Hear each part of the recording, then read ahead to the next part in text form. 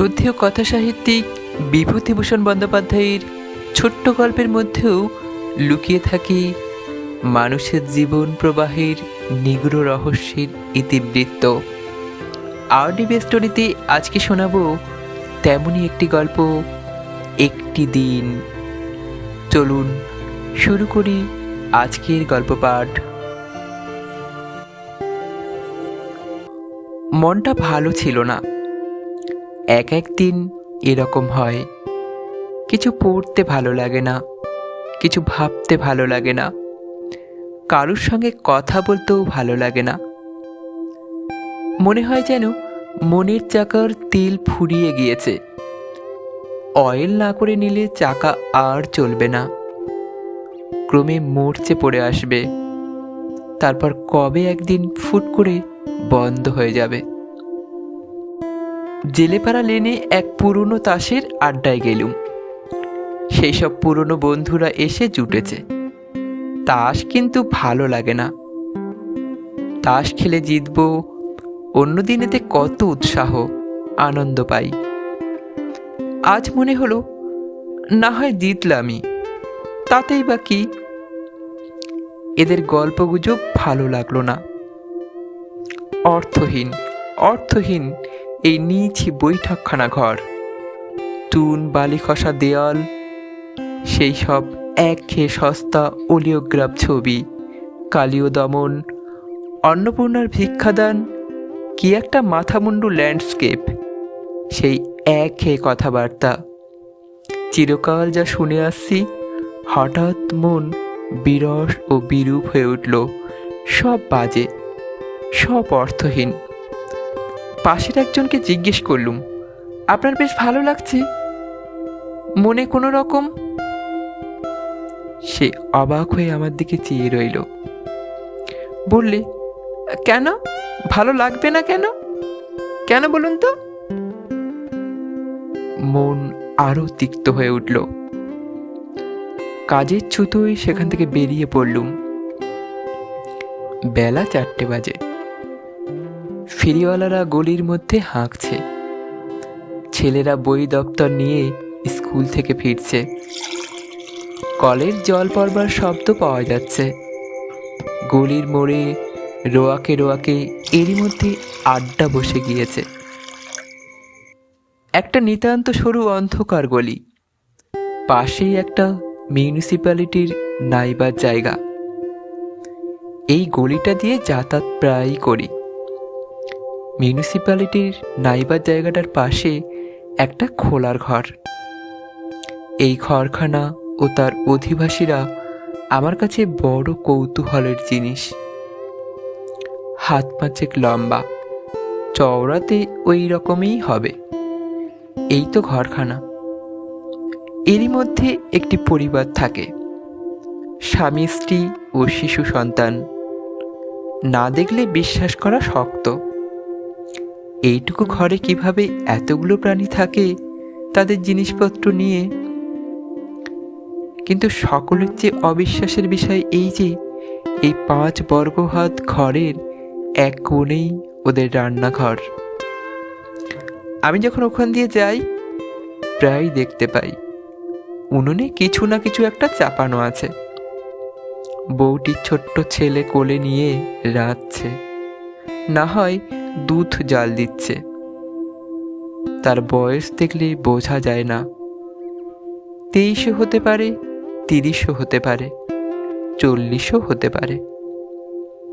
ঘোমটার কাছে ছেঁড়া আধময়লা শাড়ি পরনে, হাতে রাঙা কড়কি রুলি, চোখ মুখ নিষ্প্রভ, নির্বুদ্ধিতার ছায়া মাখানো। স্বামী বোধহয় কোনো কারখানাতে মিস্ত্রির কাজ করে। 2-1 দিন সন্ধ্যার আগে ফিরবার সময় দেখেছি লোকটা কালি ঝুলি মেখে ছোট্ট বালতি হাতে পাশের নাইবার জায়গায় ঢুকছে। আজও ওদের দেখলুম। দোরের কাছে বউটি ছেলে কোলে নিয়ে বসে আছে, ছেলেকে আদর করছে। নির্বোধের মতো আমার দিকে একবার চেয়ে দেখলে সেই পায়রার খোপের মতো ঘরটা, ছিটে বেড়ার দেওয়ালে মাটির লেপ, তার উপরে পুরনো খবরের কাগজ আঁটা। কাগজগুলো হলদে বিবর্ণ হয়ে গিয়েছে।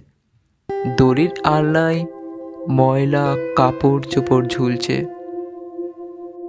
মনটা আরো দমে গেল। কি করে এরা এ থেকে আনন্দ পায়? কি করে আছে? কি অর্থহীন অস্তিত্ব! কেন আছে?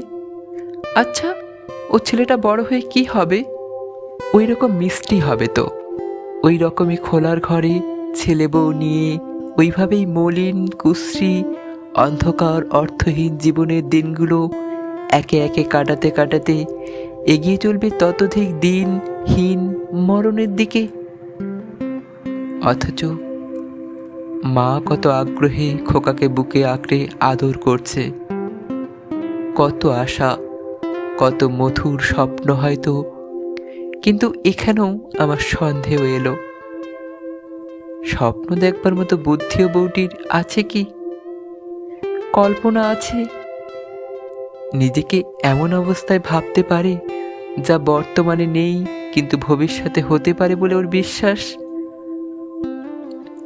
মনের গোপন স্বাদ আশাকে মনে রূপ দিতে পারে।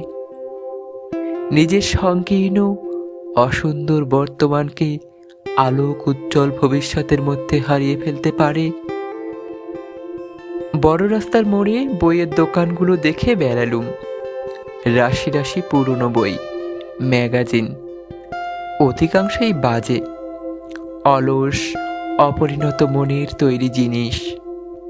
চটকদার মলাটলা অসার বিলিতি নভেল, সিনেমার ম্যাগাজিন ইত্যাদি। অন্যদিন এখানে বেছে বেছে দেখি, যদি ভালো কিছু পাওয়া যায়।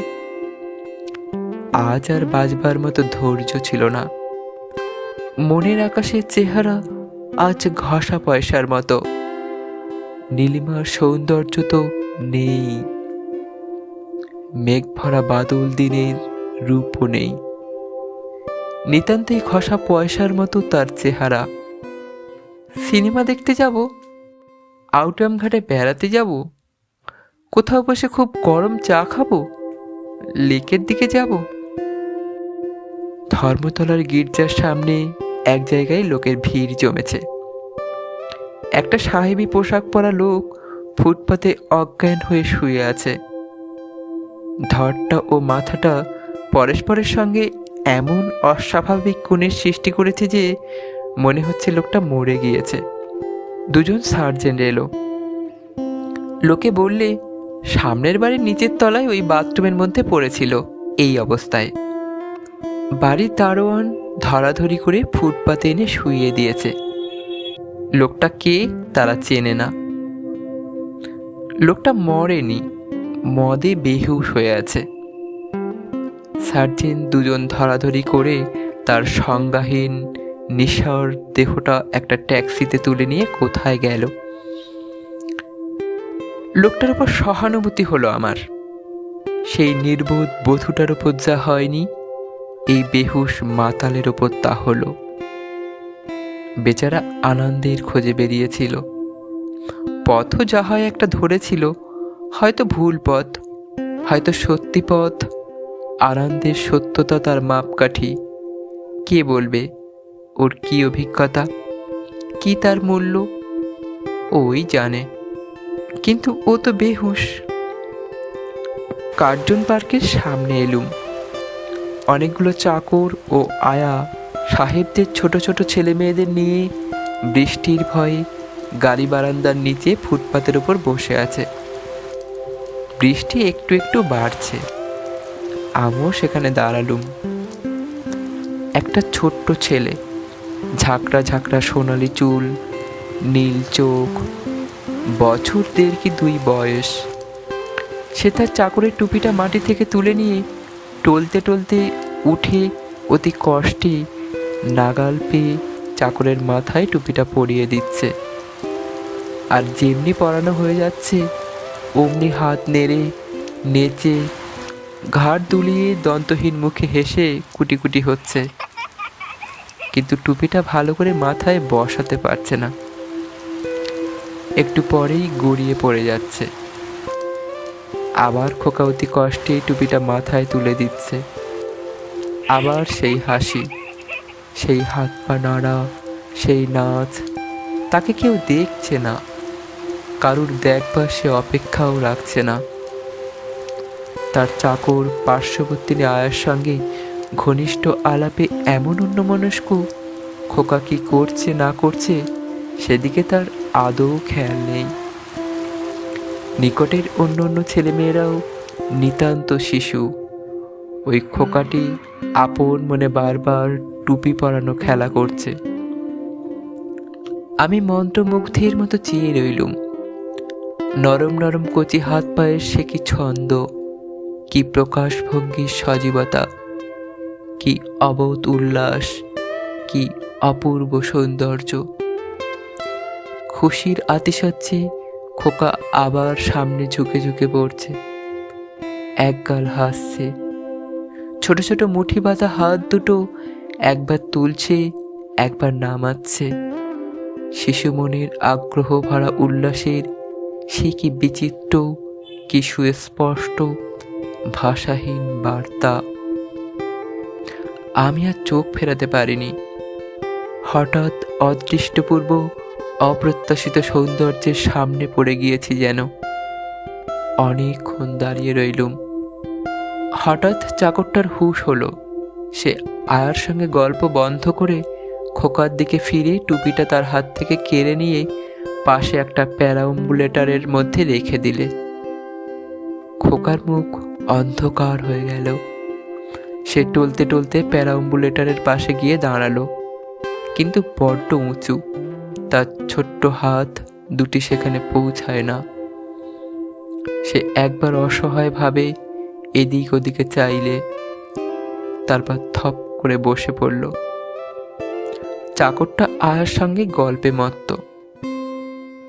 কার্জন পার্কের বেঞ্চির ওপর গিয়ে বসলুম। সূর্য অস্ত যাচ্ছে।